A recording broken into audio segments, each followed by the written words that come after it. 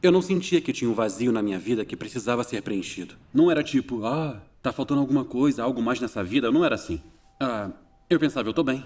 Gosto do meu trabalho, da minha vida. Depois de me formar, eu me mudei para Londres para trabalhar. Eu dividi um apartamento e um dos rapazes era cristão. E eu tinha uma certa cisma com aquele cara. Eu pensava, o que ele tem que eu não tenho? Então, o que realmente desafiou a minha vida foi ver uma pessoa que vivia com mais propósito, alegria e sentido do que eu. E esse foi o gatilho que me fez querer explorar isso. E foi ele quem me convenceu a experimentar o Alpha. Eu estava muito nervoso, porque eu nunca tinha ido à igreja, eu não sabia o que esperar. E eu achei que não haveria outra pessoa como eu. Eu pensava, eu quero argumentos racionais, eu quero, realmente me envolver nisso, eu quero ser persuadido, eu quero fatos. Eu fiquei surpreso que semana após semana, aquilo permitiu que eu explorasse algumas das questões e quando eles disseram, agora vamos ter um fim de semana, eu pensei, ok, se é para completar isso, eu quero ir para o fim de semana e fazer até o final. E no sábado à tarde, tivemos uma sessão sobre como ser cheio do Espírito Santo. No final daquela sessão, a pessoa que liderava disse, se você, em vez de apenas falar sobre isso, se você quiser ser cheio do Espírito Santo, estenda suas mãos à sua frente, ore e peça para ser cheio do Espírito Santo. Eu tive um momento muito estranho. Eu estava segurando a cadeira na minha frente, lutando comigo mesmo para decidir se devia ou não me abrir e estender minhas mãos, e nada aconteceu. Então eu saí de lá. Então eu pensei, bom, há duas explicações.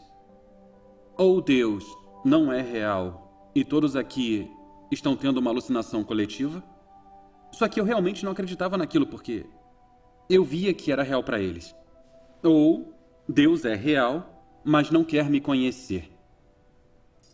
Então eu voltei pro quarto onde eu dormia e aí fiquei me confrontando com aquilo e foi muito embaraçoso, mas eu estava deitado na cama e quando eu comecei a chorar eu tava de bruços.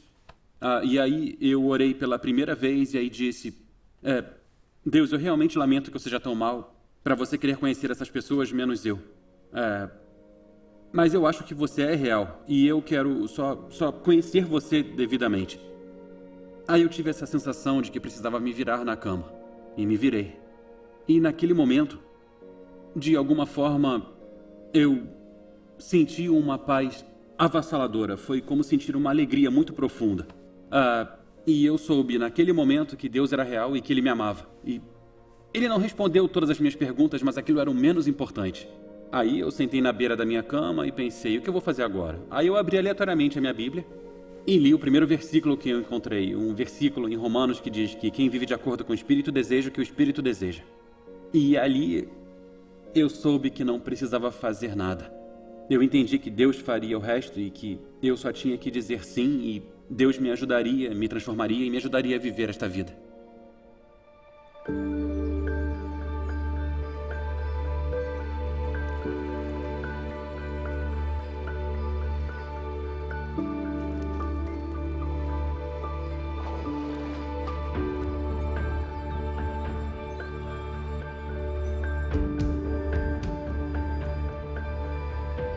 Romanos 5 diz, Deus derramou seu amor em nossos corações. Por meio do Espírito Santo, Ele nos concedeu. Se eu tivesse que escolher uma palavra para descrever o Espírito Santo, seria amor. E Paulo diz em Efésios, deixem-se encher pelo Espírito. A linguagem que ele usa nos dá a ideia de algo que é contínuo. Isso é, não é uma ocasião única, mas seguir sendo cheio do Espírito. Sim, e para ser claro, todo cristão tem o Espírito Santo habitando em si. Romanos 8 diz, e se alguém não tem o Espírito de Cristo, não pertence a Cristo. Porém, nem todo cristão é cheio do Espírito Santo. A diferença é quando você vai do sinal fraco para o sinal completo no seu telefone. Ao se tornar um cristão, você sempre tem uma conexão com Deus, porque o Espírito Santo habita no coração de todo cristão. Ser cheio do Espírito Santo é mudar de uma barra para uma recepção completa. Isso faz uma grande diferença. Ele enche nossos corações com o amor e o poder de Deus, de uma forma maravilhosa e inspiradora. E cada um de nós é convidado a experimentar isso. No livro de Atos, que é a história da igreja, volume 1, vemos 5 ocasiões diferentes em que as pessoas são cheias do Espírito Santo. E elas representam 5 categorias diferentes de pessoas. Talvez você se identifique com alguma delas. Primeiro, em Atos 2, vemos aqueles que anelam ser cheios do Espírito Santo. Os discípulos em Jerusalém estavam orando, esperando e anelando. No dia de Pentecostes, o Espírito foi derramado sobre eles. Em Atos 8, vemos outro grupo de pessoas. Não era que eles anelassem necessariamente pelo Espírito, mas nós vemos que eles estavam abertos e receptivos a ele. Quando Pedro e João oraram por eles, todos receberam o Espírito Santo. Se você anela ou está aberto, pode ser cheio do Espírito. Mas no livro de Atos vemos que pessoas que eram hostis, céticas ou desinformadas foram cheias do Espírito Santo também. Atos 8 nos fala sobre a pessoa que se tornou o apóstolo Paulo. Naquela época, ele não queria ter nenhuma relação com o cristianismo, e talvez se sinta assim. Mas Paulo era extremamente hostil, ele queria destruir a igreja. Então ele viajava de cidade em cidade, perseguindo cristãos e jogando-os na prisão. Mas Atos 9 descreve como ele mudou completamente quando conheceu Jesus. Deus enviou um discípulo chamado Ananias para que ele pudesse ser cheio do Espírito Santo. Ele se levantou, foi batizado e imediatamente começou a dizer às pessoas que Jesus é o Filho de Deus.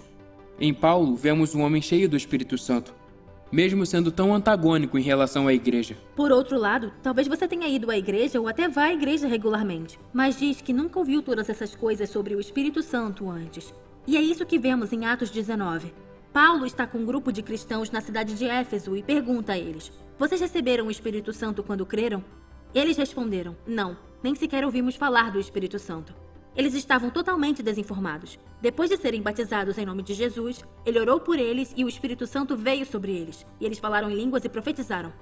Em Atos 10, o apóstolo Pedro, que era judeu, foi parar na casa de um homem chamado Cornélio, que era gentio, ou não judeu. Pedro estava compartilhando a mensagem sobre Jesus com ele, sua família e seus amigos. Isso era controverso, porque na época acreditava-se que apenas os judeus podiam se tornar cristãos.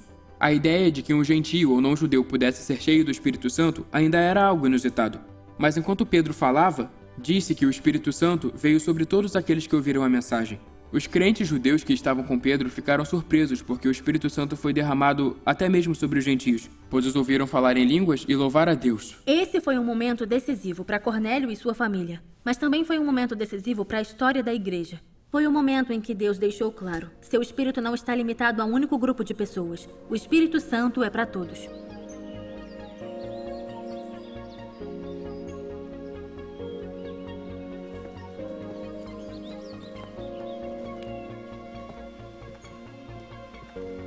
O apóstolo Paulo nos diz que Deus derramou o seu amor em nossos corações por meio do Espírito Santo, que ele nos concedeu.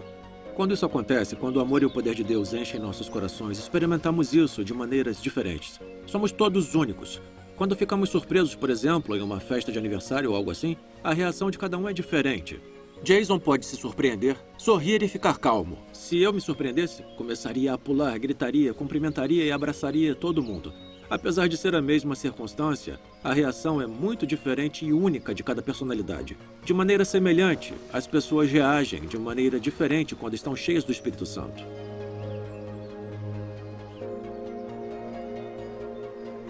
Jesus diz que a experiência do Espírito Santo é como nascer de novo. É um novo nascimento, no sentido de que tudo ganha vida. O Espírito Santo não muda nada, ele realmente muda tudo.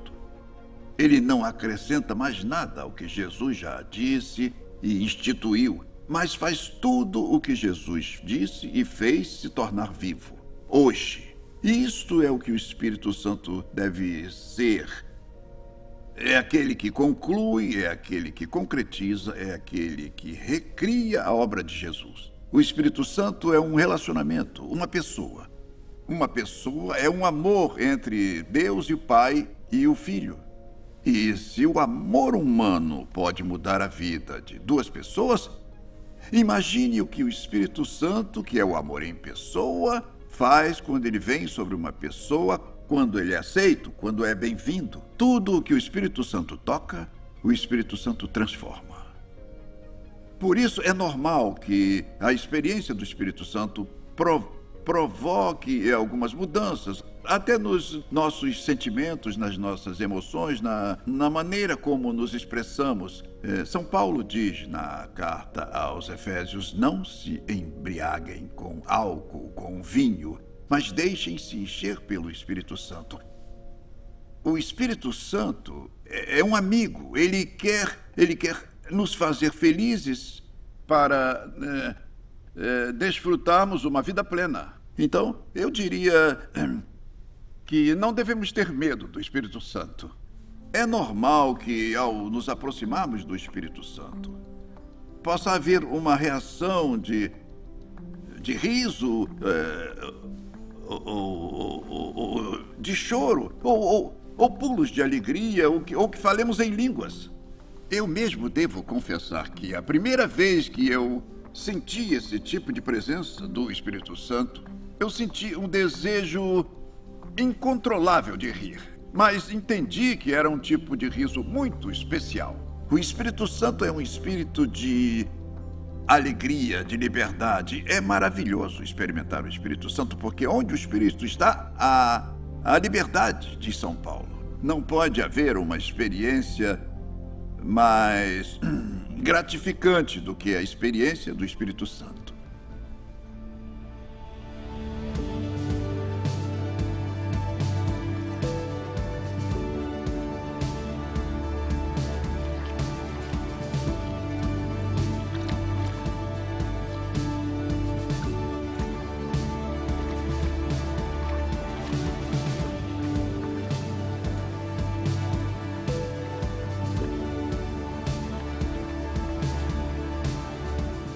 Às vezes experimentamos o poder e o amor de Deus de uma maneira física, e isso é simplesmente um sinal de algo mais profundo acontecendo. E o que Deus faz em seu coração é mais importante do que qualquer experiência física.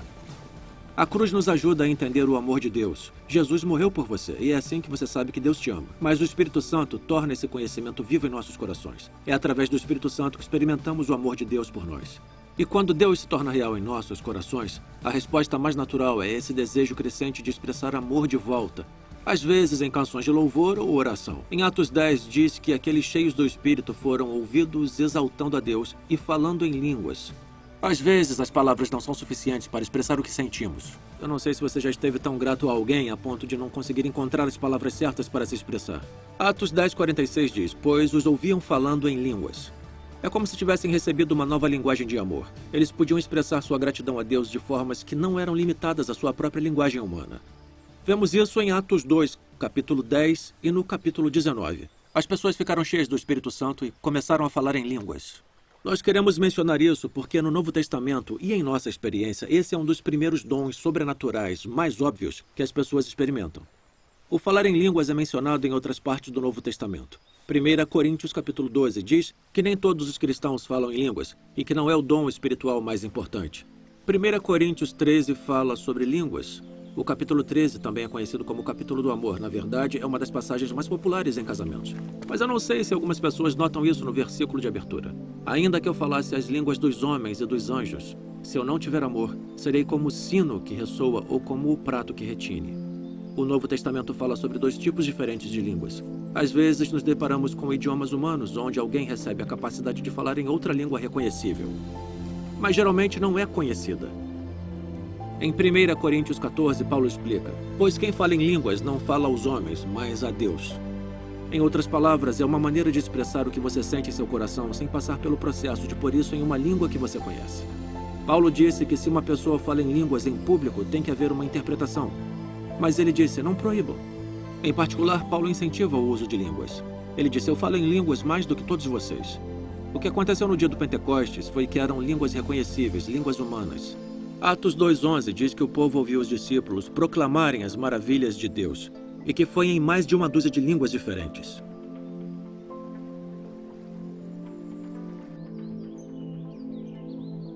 Talvez já tenha percebido que nessa sessão não tivemos intervalos para bate-papo. Isso é porque quisemos dar mais tempo para que você, caso queira, ore e peça a Deus que encha seu coração com o Espírito dele. Eu me lembro de estar em um fim de semana muito parecido com o do Alpha e Mike Pilavaty estava falando. Ele disse que queria convidar o Espírito Santo a vir. Eu nunca tinha ouvido essa frase. Ele não pedia a Deus para se mostrar como se não estivesse lá. Ele pedia ao Espírito Santo que viesse e trabalhasse em nossas vidas. Eu me recordo de estar de pé com centenas de pessoas enquanto ele orava: vem, Espírito Santo, esperamos por ti. Fomos encorajados a orar o mesmo e eu orei: vem, Espírito Santo. Não houve pressão para forçar nada. Ele disse: nós não pressionamos o Espírito Santo. Ele desce.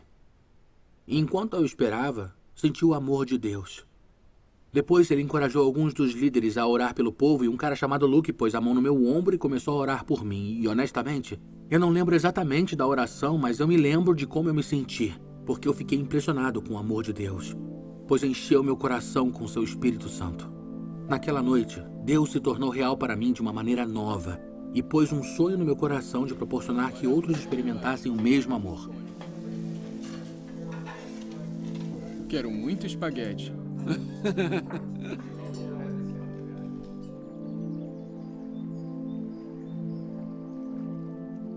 Existem 3 obstáculos comuns que as pessoas enfrentam quando oram para serem cheias do Espírito Santo. Jesus fala sobre isso em Lucas 11. O primeiro é a dúvida. A dúvida soa assim: eu não acho que se eu pedir, eu vou receber. Jesus diz: por isso lhes digo, peçam e lhes será dado. Imaginem os discípulos pensando: não tenho certeza. E continua: busquem e encontrarão. Batam e a porta lhes será aberta. E eles dizendo: sim, talvez. Talvez para ele, mas não para mim. E Jesus continua: pois todo o que pede, recebe. O que busca, encontra. E aquele que bate, a porta será aberta. Outra barreira pode ser o medo. O medo do desconhecido ou até o medo de que, se pedirmos ao Espírito Santo, podemos terminar com algo que não queremos. Mas olha o que Jesus diz a seguir. Qual pai entre vocês, se o filho lhe pedir um peixe, em lugar disso lhe dará uma cobra, ou se pedir um ovo, lhe dará um escorpião? Se vocês, apesar de serem maus, sabem dar boas coisas aos seus filhos, quanto mais o Pai que está no céu dará o Espírito Santo a quem o pedir. Deus é um bom Pai celestial. Ele não vai nos dar algo prejudicial. Tudo que o Espírito Santo tem para nós é bom. O terceiro obstáculo é o sentimento de insuficiência. Nós pensamos: eu não sou digno o suficiente, você não sabe como é a minha vida. É verdade, eu não te conheço. Mas Deus sim, e Ele te ama. Sim, você pode pensar: eu não sou cristão tempo suficiente. Deus poderia dar o Espírito a uma pessoa muito boa ou a cristãos realmente maduros, mas não a mim. Mas Jesus não diz: quanto mais o Pai que está no céu dará o Espírito Santo a cristãos realmente maduros ou alguém que tem uma vida de bondade. Ele diz: quanto mais o Pai que está no céu dará o Espírito Santo a quem pedir. Então vamos pedir. Por que não dedicar alguns minutos agora em grupo e reservar algum tempo e espaço para que você ore e seja cheio do Espírito Santo? Uma das coisas que eu gosto de fazer ao orar é abrir minhas mãos assim. Isso reflete um coração que diz: estou aberto para receber. Enquanto oramos, dizemos: Deus, me encha com o seu Santo Espírito.